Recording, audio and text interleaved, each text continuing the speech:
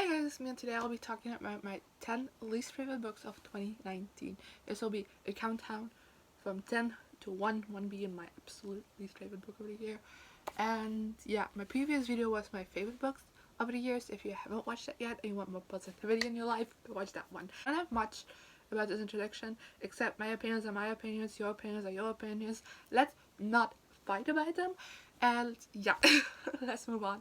The first book I'm going to talk about is Opal by Jennifer L. Armentrout, so that's number 10. Now, unpopular opinion because this series is so well loved, and I think maybe that's the reason why this is on my top 10 and not any other book that I rated 2 stars this year, because this is book 3 in the Lex series, and the first 2 books were 4 stars for me, so for then this one to drop to 2 stars, it was just very painful.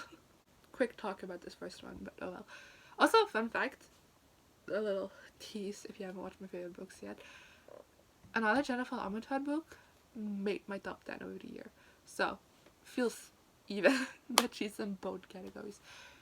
Also the only author to do that. The next book I'm going to talk about, which is number 9, is Avengers Everybody Wants to Rule the World by Abnett. Recently, I don't know what's been happening, but Dutch publishers have been putting out like these novels about Marvel characters. Now all like pretty old books that were translated, but this is the first one I read. I own a couple, but this is the first one I read, and because of this, I haven't read any of the other ones because I'm scared. The main problem I had with this book is that I think it has like 5 or 6 different storylines that are supposed to like end up together. Like all of our heroes are kind of like split up. I have to fight like this bigger evil, but like above this big evil is like a bigger one, and eventually have to fight like these smaller individual to then come together and fight that bigger one. But it took us so long. Like I think the last 50 pages, maybe even less, were fighting that bigger one. It was so quickly done, and yeah. On number 8, I have Heir by Sarah J. Maas, which is the 3rd book in the Twin Glass series, and it's made me kind of be like, I don't know if I want to continue on into this series, and I still don't know. Like I read this like pretty early, like in the middle of the year, and I still don't know if I want to continue on, because these books get big and I don't want them all to be like 2 stars. I just feel like this book, I was very bored throughout the entirety of it, because we have 4 storylines going on, but none of them really are. Well, 2 of them are a little bit connected, but that's just because they're in the same place. The rest is just not connected, and it feels very, I don't know, strange. And there was a new character put in with one of the 4 storylines, which I feel like I just didn't care about because that wasn't attached to anything we knew. So it just kind of like, why are you here? And I know a character is very well loved by people, but like I'm just like. Number 7 is The Rule of Many by Ashely and Leslie Saunders, which is the sequel to The Rule of One. And it's like a dystopian duology, which is actually a pretty interesting concept. And I don't know, this one I just didn't like that much. I don't even remember that much about it, to be honest. So I'm not gonna talk about it much. Sorry. I think this video is gonna be way shorter than my favorite books, because I just don't remember too much about these books because I didn't like them, so I blocked them out. Then the next book, I was debating on putting on the list because I read it for school, and that sometimes just my like influences my judgment, but like I don't know. Now number 6, I have Cécile by Ish Ait Hamou, and I still after all these years don't know how to pronounce his name correctly. Ish is a famous dancer from the Netherlands, I believe. I think he's from the Netherlands. I could be wrong. Could also be Belgium. I don't remember. But also writes books now, and I've read one of his books a couple of years ago and didn't like it. Now I read this book, which I had to read for school, and also didn't like it, which is a me problem, I think. Not really me problem. I can definitely pinpoint all the things I don't like about his books, but everybody seems to love this guy and his books, especially this book is so popular, and I'm just like, yeah, the problem I have with this author is that he doesn't know how to write a romance. Like, I read 2 of his books. One was more of a romance. This one has just like the romance element comes in later, but all his romances feel so forced and just not natural and also often are disgusting.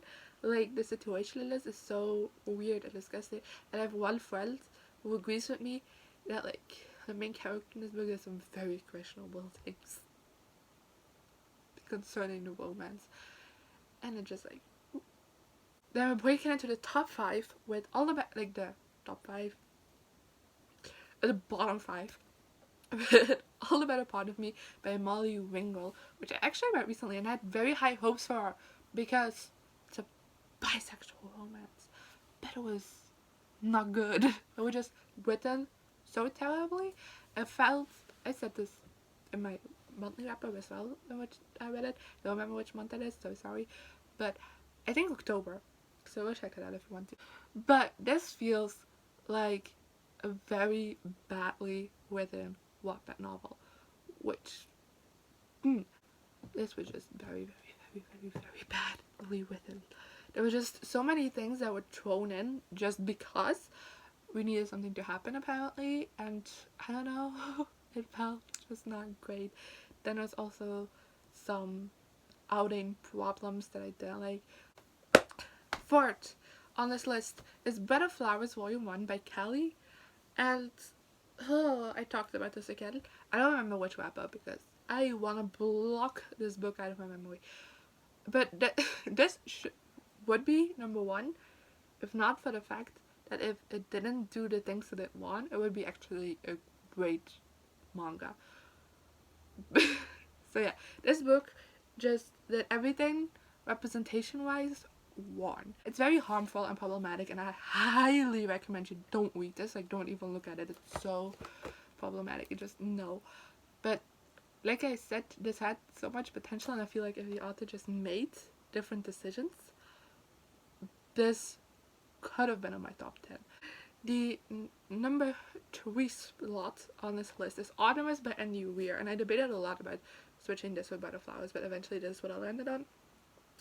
Because I think this is a funnel, not just because of its unoriginality of describing the main character, because this is just the main character as a Martian, but then female.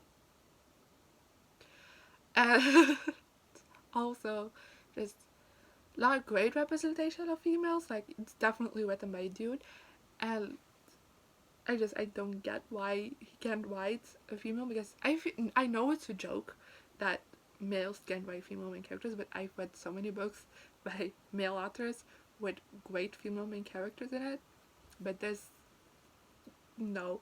But it's also just boring. Like, it takes place on the moon, make it into his thing.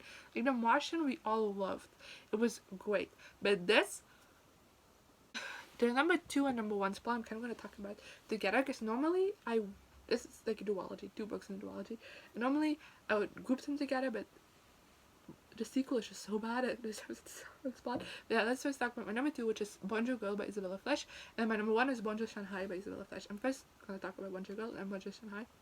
But basically, why I hate these books is because they're incredibly, like, juvenile, childish. Like, and honestly, I don't mind juvenile books, but our main character just made out to be like the most mature, most grown-up character especially for her age. Like, oh my god, can you believe it? She's 18, 19, but like, she like knows how to report a bully to the principal. And yeah, I don't know, I feel like it put high stakes on itself. Like, it was like, oh my god, this school is so cutthroat that honestly most people don't even date because they don't have the time for it. And then our main character dates within the first chapter. We never see her do homework, but she's like top of her class. I'm like, also just like the drama in this is just so ridiculous, and I'm just like, talk, you know? It's like, oh my god, honestly, whoever approved this book, because it's so bad. And then the second book, which is my number 1, Bonjour Shanghai, actually had the nerve to introduce a gambling addiction and a sexual assault case, and then not pay attention to any of those two subjects. Which, these things are happening to her boyfriend and her best friend. And still, we absolutely spend no time with it. Because the basic premise of this one is that she gets a scholarship to like study in Shanghai. And she has to move like for a couple of months. And basically these things happen. At least like the gambling addiction comes out right before she leaves. So like we're introduced to like these problems that these people are faced with. Just like, I don't know if I should leave because like the people I care about are dealing with difficult stuff. And they're like, no, don't hold back, we can figure this out on our own. He's like, okay, peace out, I'm going to Shanghai. And then the whole entire time she's in Shanghai, it doesn't get mentioned again. And then she comes back and it's like, oh, the things are resolved. And I'm just like, are you fucking kidding me? But yeah, those were my top 10 least favorite books of the year. And yeah, let me know down below if you read any of these books, what you thought about them, so we could discuss them maybe. And what are some of your least favorite books of the year. Again, the fact that I didn't like these books doesn't mean you can't like them. Like, everybody has their own likings. And yeah, I guess I'll see you guys next time. Here I am again, the same old situation. Why does the God thing have to be so complicated?